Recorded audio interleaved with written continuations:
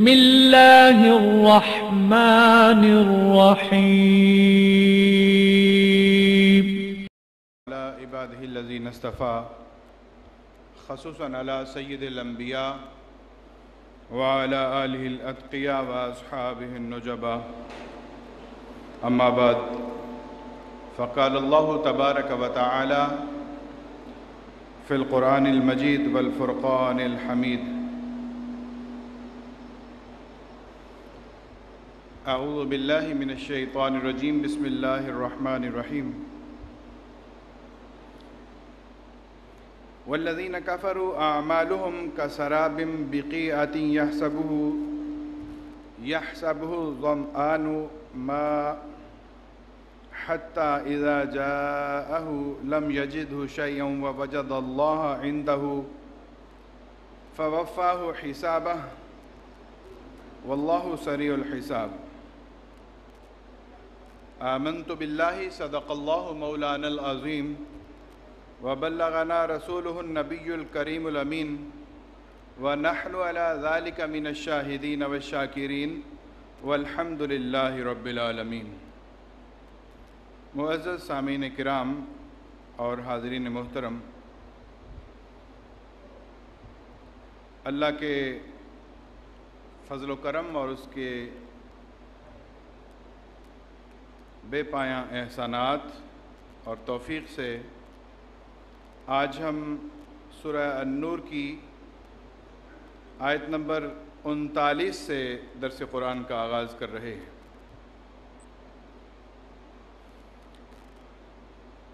اس سے قبل اللہ رب العزت نے مومنوں کا ذکر فرمایا تھا، جس میں ارشاد فرمایا: رجال لا تلہیہم تجارت ولا بیع عن ذکر اللہ۔ کچھ مرد ایسے ہیں کہ تجارت اور خرید و فروخت ان کو اللہ کے ذکر سے غافل نہیں کرتی۔ اور اب اللہ رب العزت کفار کا ذکر فرما رہا ہے، اور کفار کا ذکر فرماتے ہوئے اللہ تعالیٰ ان کے اعمال کے بارے میں ارشاد فرماتا ہے: والذین کفروا اعمالہم کسراب۔ اور کافروں کے اعمال سراب کی طرح ہیں۔ سراب کہتے ہیں گرمیوں کے موسم میں تپتی ہوئی ریت، جب کوئی دور سے دیکھتا ہے ایسے لگتا ہے جیسے کوئی پانی کا چشمہ ہو یا کوئی ایسی جگہ ہو جہاں پانی ہو، لیکن جب وہاں پہنچتا ہے تو وہ جگہ آگے چلی جاتی ہے، وہ نظروں کا دھوکہ ہوتا ہے، حقیقت میں وہاں کوئی پانی ہوتا ہی نہیں ہے۔ تو اللہ تعالیٰ نے ارشاد فرمایا: والذین کفروا اعمالہم کسراب۔ وہ لوگ جنہوں نے کفر کیا ان کے اعمال سراب کی طرح ہیں۔ بقیعۃ یحسبہ الظمآن ماء، جس کو پیاسا دور سے پانی گمان کرتا ہے۔ حتی اذا جاءہ، یہاں تک کہ جب اس کے قریب پہنچتا ہے، لم یجدہ شیئا، تو وہاں پر کچھ نہیں پاتا۔ ووجد اللہ عندہ، اور وہ اللہ کو اپنے قریب پاتا ہے، یعنی مرنے کے بعد۔ فوفاہ حسابہ، جو اس کو اس کا پورا حساب چکا دیتا ہے۔ واللہ سریع الحساب، اور اللہ بہت جلد حساب لینے والا ہے۔ مفسرین کرام فرماتے ہیں کہ یہ آیت مبارکہ عتبہ اور شیبہ کے بارے میں نازل ہوئی۔ یہ بہت پکے کافر تھے، اور نبی پاک صلی اللہ تعالیٰ علیہ وآلہ واصحابہ وبارک وسلم کی مخالفت میں انہوں نے کوئی کسر اٹھا نہ رکھی تھی۔ لیکن جب ابھی نبی پاک صلی اللہ تعالیٰ علیہ وآلہ واصحابہ وبارک وسلم نے اعلان نبوت نہیں فرمایا تھا، اس وقت یہ بڑے دیندار تھے، یعنی موٹے لباس پہنتے، ٹاٹ کے لباس پہنتے تھے، اور اپنے آپ کو بڑے فقیر اور اللہ والے ظاہر کرتے تھے اور دین کو تلاش کرنے کی کوشش کرتے تھے، اور معاشرے میں سمجھا جاتا تھا کہ یہ درویش لوگ ہیں۔ لیکن جب میرے آقا صلی اللہ تعالیٰ علیہ وآلہ وصحبہ وبارک وسلم کو اللہ رب العزت نے حق دے کر مبعوث فرمایا اور آپ تشریف لے آئے، تو سب سے پہلے یہی لوگ آپ کے دشمن ہوئے۔ تو ان کے بارے میں اللہ رب العزت نے یہ فرمایا کہ ان کے اعمال سراب کی طرح ہیں۔ وہ سمجھتے ہیں کہ یہ جو دنیا میں اپنے آپ کو درویش شو کر رہے ہیں، کل کو قیامت کے دن جب اللہ کے حضور میں پیش ہوں گے تو اس کا ان کو کوئی اجر دیا جائے گا۔ تو یہ اعمال ان کے لیے ایک دھوکہ ہے، ان اعمال کا ان کو کوئی اجر نہیں دیا جائے گا۔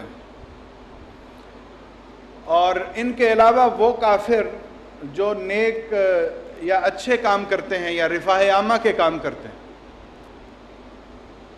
ان کو بھی ان اعمال کا قیامت کے دن کوئی اجر نہیں ملے گا، کیونکہ جو غیر مسلم ہیں، جو کافر ہیں، جو نبی کریم صلی اللہ تعالیٰ علیہ وآلہ وصحبہ وبارک وسلم کو مانتے نہیں ہیں، ان کے اچھے اعمال کا بدلہ دنیا میں ہی ان کو دے دیا جاتا ہے، قیامت کے دن ان کا کوئی حصہ نہیں ہے۔ کیونکہ قیامت کا دن تو میرے آقا صلی اللہ تعالیٰ علیہ وآلہ وصحبہ وبارک وسلم کی شان کو ظاہر فرمانے کا دن ہے۔ فقط یہی سبب ہے انعقاد بزم محشر کا کہ ان کی شان محبوبی دکھائی جانے والی ہے۔ تو اس دنیا میں جو حضور کو مان گیا اور مان کر اس دنیا سے گیا، تو قیامت کے دن پھر وہی جنت کا حقدار ہوگا۔ اور اس دنیا میں جو کافر رفاہ عامہ کے کام کر گئے یا کوئی اچھے کام کر گئے، ان کو دنیا میں ہی اس کا اجر دے دیا جاتا ہے۔ تو اگر کوئی سمجھے کہ یہ قیامت کے دن کام آ جائیں گے، تو اللہ تعالیٰ فرماتا ہے کہ ان کے اعمال سراب کی طرح ہیں۔ او کظلمات فی بحر لجی یغشاہ موج من فوقہ موج من فوقہ سحاب۔ اب یہ دوسری مثال اللہ رب العزت نے ارشاد فرمائی کفار کے اعمال کی۔ پہلی مثال تو یہ ارشاد فرمائی کہ ان کے اعمال سراب کی طرح ہیں۔ دوسری مثال یہ ارشاد فرمائی کہ یا پھر ایسے او کظلمات فی بحر، یا ان کے اعمال ایسے ہیں جیسے اندھیرے ہوں سمندر کے اندر، سمندر کی بالکل تہ میں جہاں پانی کے اندر روشنی نہیں پہنچتی، اتنی گہرائی میں، لجی یغشاہ موج من فوقہ موج من فوقہ سحاب، گہرے سمندر کی تاریکیوں کی مثل ہیں جن کو موج بالائے موج ڈھانپے ہوئے ہیں۔ سمندر کے پانی موج در موج اس کے اوپر ہیں، اس تاریکی کے، اتنا پانی ہے کہ پانی سے سورج کی روشنی نیچے پہنچ ہی نہیں پا رہی، اور پھر من فوقہ سحاب، اور سمندر کے اوپر بادل چھائے ہوئے ہیں، یعنی اتنا اندھیرا ہے کہ ہاتھ کو سجائی نہیں دیتا، انسان کو اپنا ہاتھ نظر نہیں آتا، اتنا اندھیرا ہے، اور اتنا اندھیرا ہے کہ ان کے دل نور ایمان کو دیکھ نہیں پا رہے۔ ظلمات بعضها فوق بعض، اور جو اندھیریاں ہیں وہ ایک کے اوپر ایک اندھیری ہے، اندھیرے کے اوپر اندھیرا چھایا ہوا ہے۔ اذا اخرج یدہ لم یکد یراہا، جب کوئی اپنا ہاتھ نکالے تو اس کو دیکھ نہ سکے۔ ومن لم یجعل اللہ لہ نورا فما لہ من نور، اور جس کے لیے اللہ نور پیدا نہ فرمائے تو اس کے لیے کوئی نور نہیں ہو سکتا. یعنی جس کے لیے اللہ تعالیٰ نے دین میں کوئی حصہ نہیں رکھا تو اس کے لیے کوئی دین نہیں ہے. یہاں پر بھی اللہ رب العزت نے اپنی رحمت کا ذکر فرمایا کہ جن لوگوں کو اللہ رب العزت نے دین کی دولت عطا کی ہے، جن کو حضور کی غلامی کی نعمت سے نوازا ہے، وہ سلیکٹڈ لوگ ہیں. ان کو اپنی قسمتوں پر ناز کرنا چاہیے.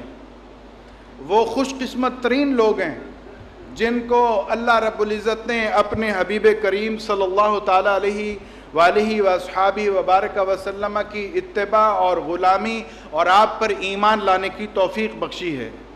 تو جس کے لیے اللہ تعالیٰ نور پیدا نہ فرمائے، یعنی کہ حضور کی غلامی سے جس کو حصہ عطا نہ فرمائے، تو وہ کبھی حضور کی غلامی نہیں کر سکتا، آپ پر ایمان نہیں لا سکتا، آپ کی اتباع نہیں کر سکتا. تو ان لوگوں کے لیے اس میں شکر کا مقام ہے کہ جن کو اللہ رب العزت نے یہ مقام عطا فرمایا کہ وہ نبی پاک صلی اللہ تعالیٰ علیہ وآلہ وصحابہ وبارک وسلم کی غلامی میں آ گئے، آپ کی اتباع میں آ گئے. اس کے بعد اللہ رب العزت مشرکین کو اپنی توحید کے دلائل ارشاد فرما رہا ہے. الم تر ان اللہ یسبح لہ من فی السماوات والارض، کیا آپ نے نہیں دیکھا کہ جو کچھ زمینوں اور آسمانوں میں ہے وہ اللہ کی تسبیح بیان کرتی ہے. اب زمینوں اور آسمانوں میں تو تمام مخلوقات ہیں، اور اللہ رب العزت نے فرمایا جو کچھ بھی زمینوں اور آسمانوں میں ہے وہ اللہ رب العزت کی تسبیح بیان کرتا ہے. ہر خشک اور تر چیز اللہ کی تسبیح بیان کرتی ہے. اب سوال یہ پیدا ہوتا ہے کہ پھر ان کی تسبیح ہمیں سنتی کیوں نہیں ہے؟ جب ہر چیز اللہ کی تسبیح بیان کر رہی ہے تو ہم لوگوں کو ان کی تسبیح سنتی کیوں نہیں ہے؟ تو اس کا جواب یہ ہے کہ اللہ رب العزت نے ہمارے کانوں کی سماعت کو محدود رکھا ہے. یہ ہم پر اللہ رب العزت کا کرم ہے، ورنہ اگر ہم ہر چیز سننے لگ جائیں تو ہمارے دماغ معوف ہو جائیں. آپ نہیں دیکھتے کہ ہر وقت اگر آپ کے کان لوگوں کی آوازوں سے، آپ کی سماعتوں سے لوگوں کی آوازیں ٹکراتی رہیں تو آپ آرام اور سکون نہیں کر سکتے. اللہ رب العزت نے ان تمام چیزوں کے ذکر کو مخفی رکھا ہے، اور ان کی آوازوں کو سننے کے لیے اللہ رب العزت نے دلوں کے اندر کان بنائے ہیں. اور بعض اوقات ایسا بھی ہے کہ اللہ رب العزت ان کے ذکر کو ظاہر بھی فرماتا ہے. جس طرح کہ حضرت ابو ذر غفاری رضی اللہ تعالی عنہ کی حدیث ہے کہ وہ طویل حدیث ہے، میں اس کا ایک اقتباس پیش کرتا ہوں کہ نبی پاک صلی اللہ تعالیٰ علیہ وآلہ وصحابہ وبارک وسلم نے 6-7 کنکر اٹھائے. جب آپ نے وہ اٹھائے تو وہ تسبیح کرنے لگے، اور آپ فرماتے ہیں کہ میں نے اس تسبیح کو سنا جس طرح مکھیاں بن بناتی ہیں، اس طرح ان کنکریوں میں سے آواز آ رہی تھی. پھر آپ نے ان کو رکھ دیا. پھر حضرت ابوبکر صدیق رضی اللہ تعالیٰ عنہ نے ان کو اٹھایا، تو جیسے ہی آپ نے اٹھایا تو وہ پھر تسبیح کرنے لگی. جس طرح آج ہمارے ہاں بجلی کے تار کے ساتھ یہ مائک جب کنیکٹ ہوتا ہے تو اس میں سے آواز آنی شروع ہو جاتی. تو جب حضور کے دست اقدس میں وہ کنکریاں آئیں تو وہ بلند آواز سے ذکر کرنے لگیں. جس طرح کیف اور مستی میں کوئی جھومتا ہے، وہ کنکریاں کتنی خوش نصیب ہوں گی جن کو میرے آقا صلی اللہ تعالیٰ علیہ وسلم کے دست اقدس میں آنے کا شرف حاصل ہو گیا. پھر حضرت ابوبکر صدیق رضی اللہ تعالیٰ عنہ نے ہاتھ میں لیا اور پھر وہ ذکر کرنے لگی. پھر آپ نے رکھ دیا، تو جب حضرت ابوبکر صدیق نے رکھا تو وہ خاموش ہو گئیں. پھر حضرت عمر فاروق رضی اللہ تعالیٰ نے اٹھایا. جب آپ نے اٹھایا تو پھر وہ ذکر کرنے لگی.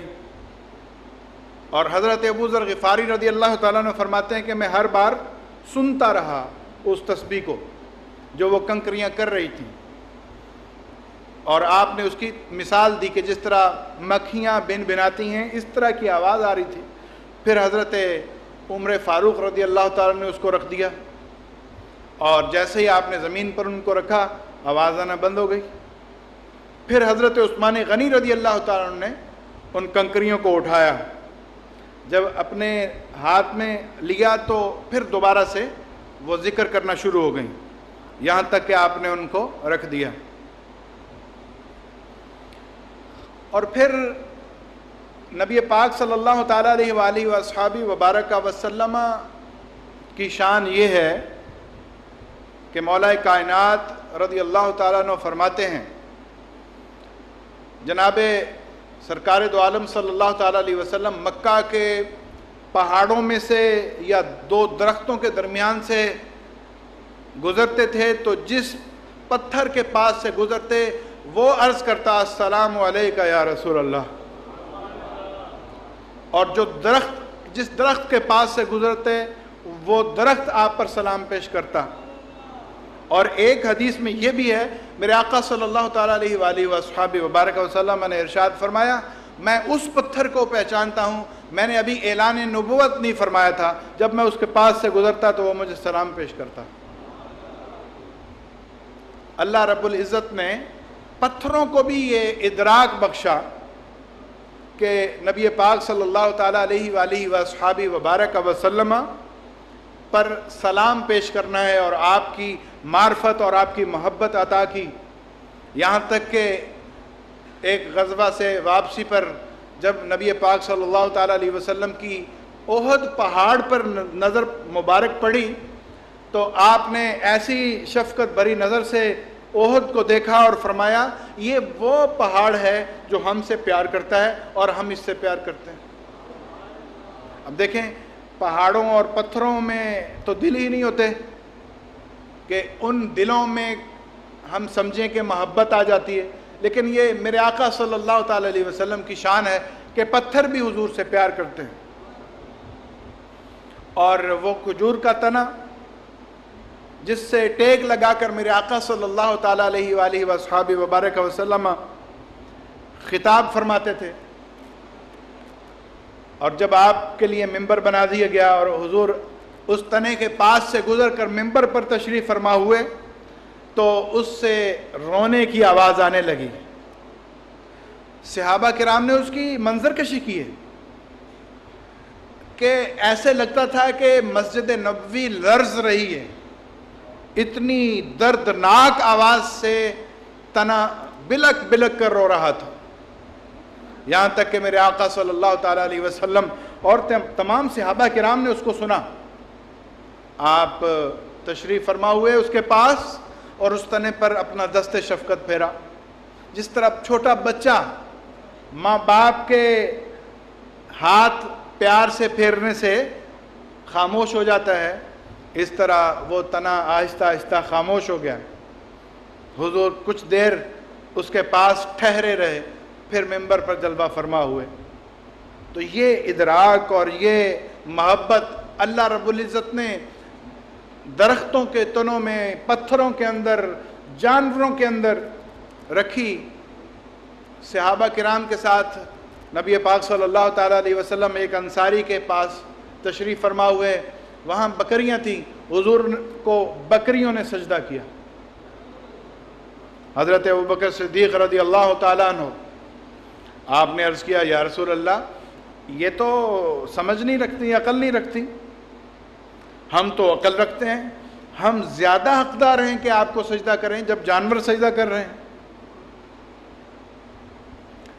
وہ کیا خوبصورت شعر ہے کہ روکیے سر کو روکیے، یہی تو امتحان ہے، پیش نظر وہ نوبہار، سجدے کو دل ہے بے قرار. روکیے سر کو روکیے، یہی تو امتحان ہے. حضور نے ارشاد فرمایا، کسی انسان کو یہ रवा नहीं कि वो दूसरे को सजदा करे, और अगर ऐसा होता तो मैं बीवियों को हुक्म देता कि वो शौहरों को सजदा करें। तो अल्लाह रब्बुल इज़्ज़त ने फरमाया, अलम तरा अन्नल्लाह युसब्बिहु लहू मन फिस समावाति वल अर्द, क्या आपने नहीं देखा कि तमाम आसमानों वाले और ज़मीनों वाले, वत्तैरु साफ़ात, और सफ़ बसफ़ उड़ने वाले परिंदे बेशक अल्लाह की तस्बीह बयान करते हैं।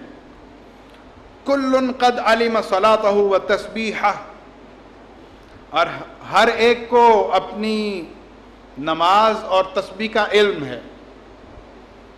जिस तरह से अल्लाह रब्बुल इज़्ज़त ने सिखा दिया पत्थरों को, दरख्तों को, जानवरों को, जो उनको तस्बीह सिखा दी है, जो उनको उनकी नमाज सिखा दी है, उनको सब पता है और वो रूगर्दानी नहीं करते।